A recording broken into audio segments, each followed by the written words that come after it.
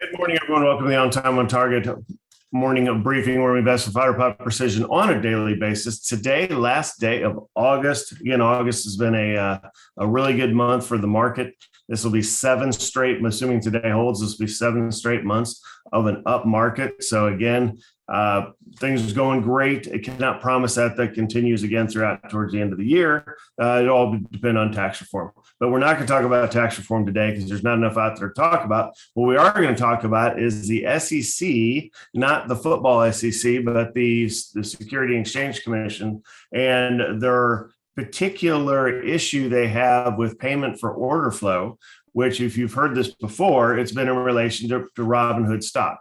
So you remember when Robinhood came out, they had the super easy, slick platform, Robinhood name, steal from the rich to give to the poor. So it immediately, has a rallying cry, if you will, for kind of the younger folks that are out there. They had an amazing user interface with the app, so easy to use. You sign up, you click through. When I bring a client on, I have a 14-page document, and I assume that they actually sit down and read it, and I go through that with the client.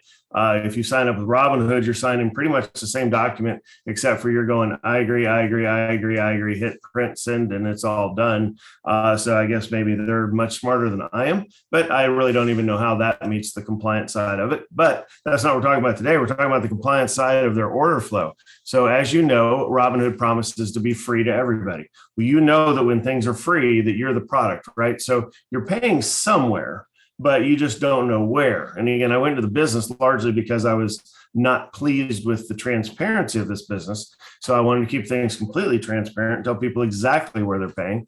But again, Robinhood, again, goes with the, nope, it's all free. Well, okay, all these people and the millions of dollars they're making are obviously not free, right? So where does it come from? And largely they were taking their orders and farming them out to different brokerage firms for execution. And then these brokerage firms would pay for those.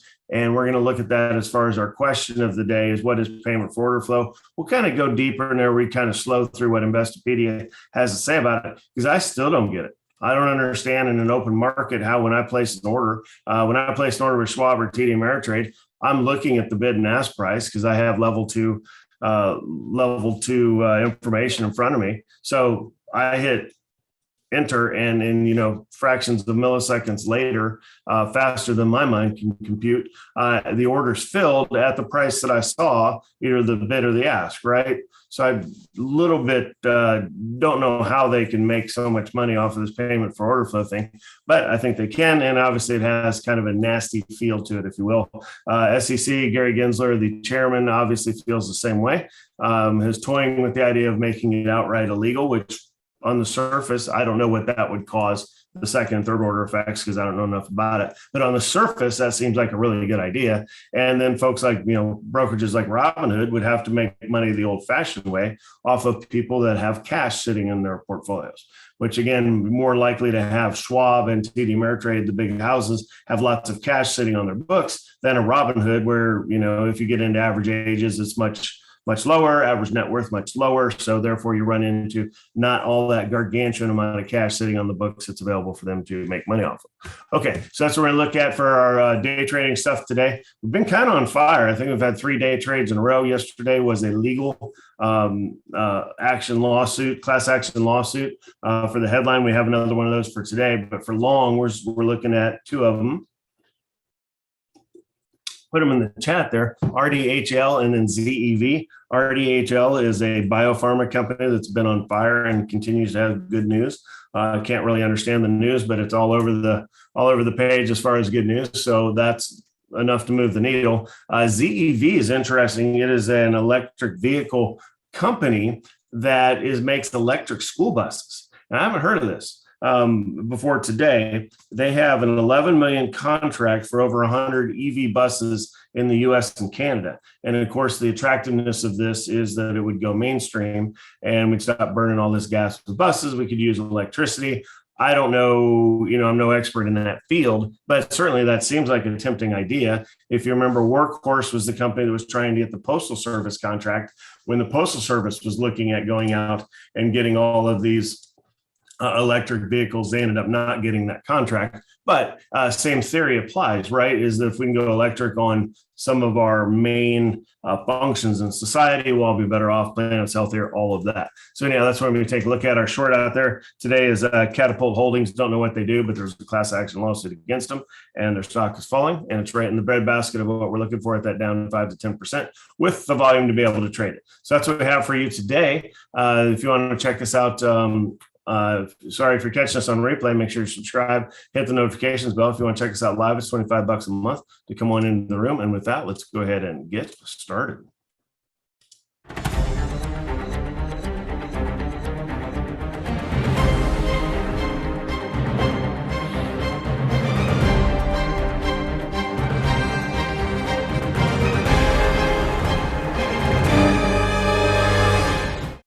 All right, welcome back, everyone. Here is your lineup card. Get that shared out to you right now. This one. There you go.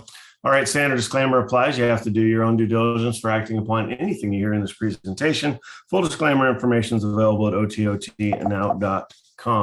All right, today, Tuesday, August 31st, finishing up the month. You can see that our objectives there: grow our money, protect our money, and live off our money. Today, we're kind of talking about protecting our money, and should we be in something like Robinhood stock? I think it is poised to fall in this situation, and I think it would not be something I recommend. It's not something I recommend in the first place, but okay, getting a shout out in the chat. K Pilot can't short it today, unfortunately.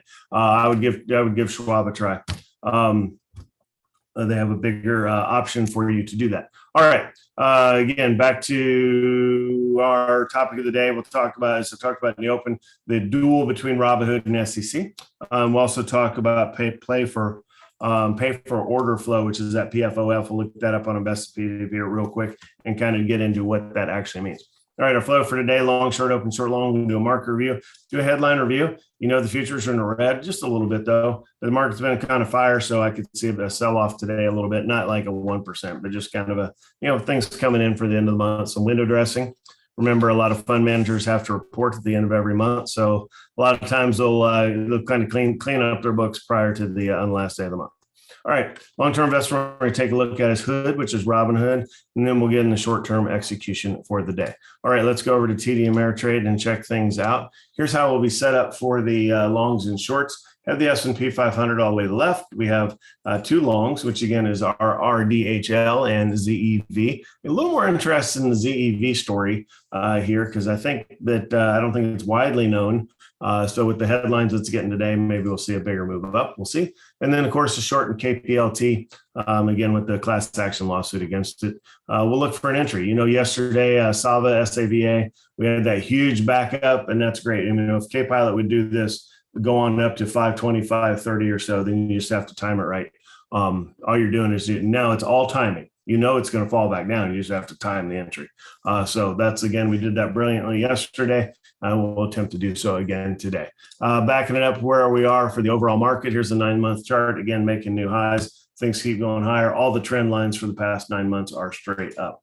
All right, as far as the past few days, get into the SPY. Here's what it looks like on about a 20-month chart. We did have this, basically a straight line, 20-day chart. This is basically a straight line. We did have this dip in here that caused some concern, but not really. It was a buying opportunity, and we moved on from it without much ado, if you will. All right, let's go over to the futures and take a look at them real quick. Refresh it for you here. All right, you see they're barely in the red across the board. NASDAQ's almost going green here. EU, red across the board. Asia, green across the board. Bonds haven't moved much. Oil, down 1%, settling in a little bit. Gold and silver both down. And crypto down, at least as far as Bitcoin. Okay, as far as the headlines, we're going to just show you the one headline here about order flow. Maybe I passed it. And about the SEC. There you go. Robinhood tanks after SEC chair tells Barron's that banning payment for order flow is a possibility. I think it's probably likely. But anyhow, at least that's out there. They've been warned. You remember Vlad Tenev, if I'm saying that right, is the CEO of Robinhood. He's already been back when we had the Wall Street Bets thing. He got to go in front of Congress and try to explain himself. Robinhood also picked up a $170 million fine early on, and lots of people bailed on them when they couldn't get out of their holdings during that Wall Street Bets thing. So anyhow, I think it's kind of an immature company, if you will, even though it's getting more mature every day. Here's their IPO. They opened up, shot up to the moon, right? And then basically it's been selling off ever since. So again, I wouldn't really touch it here. It's not my thing. If you're a Robinhood user and you believe, then you can pick up a little bit, but I would not load up by any means. All right, we have 30 seconds to the market open. Let's go ahead and get set up for that.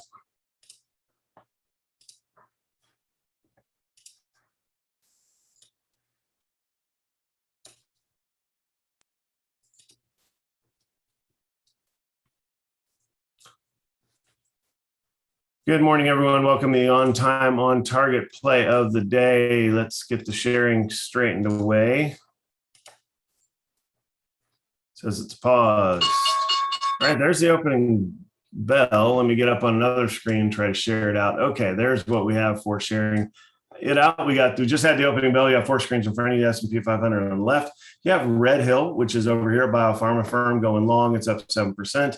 You have ZEV, which I like as far as the electric play, up 8%. And then you have this KPLT, again, a class action lawsuit against it is what we're looking for the short there. Market could kind of go either way. It's pretty flat, so we'll take a look at these. I do like the backup in KPLT right now, so we'll call that first.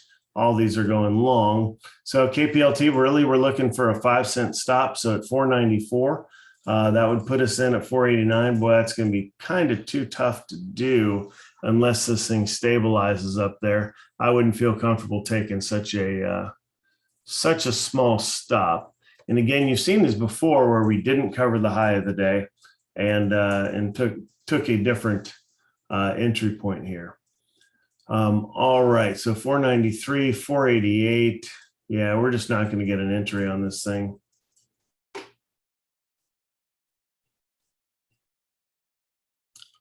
It's already well below where we would need to take it again. I would, math shows you 493 up here, then down to 486. So let's bail on that. We're not going to get an entry point. Let's look at the ZEV though.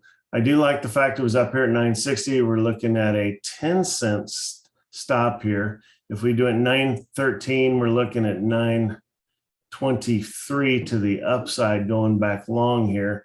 I would like to see this sell off hard. So we're going to probably won't be able to have a 10-cent stop, probably take more like a 15-cent stop. We'll see before this thing reverses again. This is all profit taking right here, and we're looking for it to reverse and go back higher.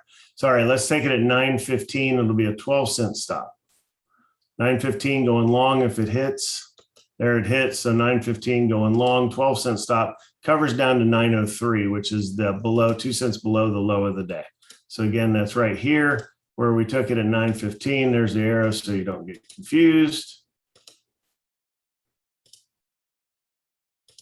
And of course, zooming in here a little bit to give us that better look at it. Okay, it's right at that low of the day. So you got to, if it hits 903, we're out. It hadn't hit it yet. But got to be ready just to walk this one off if it hits. Don't stay in it. Okay, looks like it's stabilized there. Again, we have a 12 cents. That makes it 927 for the first R. That makes 939 for the second R, and then 951 for the third R, which it already was back. It was already right there, a minute and a half ago. So that's a good sign. Ooh, look over here. This RDHL, man, really took off straight up. So that is a good looking chart. But where do you enter that, right? So that's the hard part. Okay, it held our 903 low. We're up over 1R here, and again, it's got some positive momentum. So we'll keep a look on this ZEV. KPLT would not have worked short anyway. Let's take a look at some other names. You know how Apple had a huge move up yesterday? I'd say 3%. So I wouldn't mind if it sold off a little bit yesterday. But again, we did the show yesterday on the iPhone 13 being a satellite phone and some other capabilities that it may have. So that was obviously a banner day for Apple. It's going to be tough for it to crack that 155 level. So not not too concerned about it. Okay, get ready to exit the trade here. We're in at 9:15. We're up an R, touched 2R there. Again, 9:51 is the exact exit point that we're looking for. So just have that set up. But 2.5 minutes of green here, certainly like that. All right, let's look at some others. Luck and Coffee. I almost did the show on Luck and Coffee today, but I tend to do that too much. But Luck and Coffee, today is the last day you can trade it openly in the United States. After today, i.e. tomorrow, weird way of saying that, but yeah, tomorrow you can only do liquidation type orders. So if you have 10,000 shares, you can't even just sell half. You have to sell all. So liquidation or nothing. And I don't know that there's going to be a time for that's going to change. All right, here comes our trade there. We're out of it 9:51. It even blew through it, but take the 3R and be out. So to recap the trade, we watched this open up here. We said we needed to come down a little bit. So it got down here to 9:15, went down to 9:05. We did a 2-cent cover, which good thing we did, otherwise it'd been out. We did a 2-cent cover. We took it going north here at 9:15 and then covering at 9:03 with 12-cent R. So 1, 2, 3 R's out at 9:51. Trade complete for the day. All right, very nice. Let's take a look at the longer term stuff on what's going on in the big picture. So again, have the S&P chart here. Market's barely in the red across the board. Looking at another screen, see if the NASDAQ's in the green. Yep, NASDAQ's in the green, S&P's a little bit in the green, and Dow's barely in the red. Okay, so you have Revive Therapeutics, AMC is a meme stock. I wouldn't worry about that. KWeb and BABA up over 3% each. Oh my gosh, getting some actual love from my Chinese investments today. That's pretty nice. I like that. I'd imagine we'll see some of the other Chinese names up here like NEO, you bet. DD, another one up, well, not even 1%. Haven't looked at the DD chart in a while. It's usually too painful to look at. So let's just grit our teeth and look at it. Okay, yeah, you can buy here. I think it's a long-term must-own stock. All right, GoDaddy getting some love. Let's take a look at the downside. Ooh, Zoom selling off 16%. That's largely due to a earnings release for Zoom. I'm looking at another screen here. Earnings release and Wall Street analysts pretty much downgraded across the board. If you're looking at CNBC right now, you're hearing they're talking about that Robinhood and order flow thing. All right, let's see what else we got. Clickstream off a little, FireEye. Some speculative names off here. Cyber's off. I haven't pulled the chart on Cyber in a while. Let's see what that looks like. CIBR. That's been on fire, so you're getting a little bit more of an entry point here if you're not in that. It's a great long-term hold. Apple selling off like we talked about. I figured Amazon, yep, about there with it. So all in all, about a flat day so far. All right, let's go back to, okay, if you stayed some in the trade, which I didn't recommend, if you did though, you're up, what, 5, you touched 6R in this trade. I certainly would, if you did hold some, I would not hold any from here. Good for you, but get out. All right, let's go over to the question of the day, what is payment for order flow? And then I'll let you guys go. Okay, is the compensation and benefit a brokerage firm receives for directing orders to different parties for trade execution. Small payment, usually fractions of pennies per share, directing order to a particular market maker. Now, Schwab is actually marketed directly against this. So when you place a trade with Schwab, you will actually see, at least on the app you do, which is where I trade my own accounts. I don't see it when I trade other people's accounts, but I do see it when I trade my own accounts, is it says, hey, money saved on this order. And it says like 37 cents or something like that. Of course you're like, okay, that doesn't seem like a lot. Well, yeah, it is for the, millions, if not billions of orders that are placed every day. Right. So certainly the fact that Schwab is bragging about their market execution is a direct spear at others that are simply selling that to the highest bidder, right? So maybe you think you're transacting for free on Robinhood, but if you're buying one share of Apple on Robinhood at the exact same instant I'm buying it on Schwab, I'm, from the way I'm reading this, getting a better price than you. So if you do that over, tons of trades, there could actually be a significant amount of money involved, enough to pay for Robinhood being in existence and, cover $170 million fine and all of that. All right.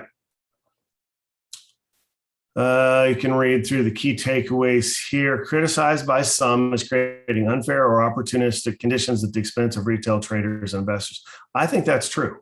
And I don't understand how this would even really be considered legal. Is you have a bid and an ask price, and then when you place your order, certainly if you're using limit orders, you're not going to be affected. But if you're using a market order to get in and get out fast, then yeah, you're going to be affected by this. And it seems like you should get the most transparent and immediate price. If you want anything else to hate against order flow, it was a practice pioneered by Bernard Madoff. Maybe you've heard that name.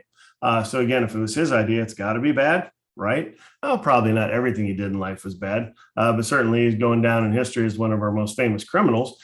So to have order flow tied to his name, not good. Okay.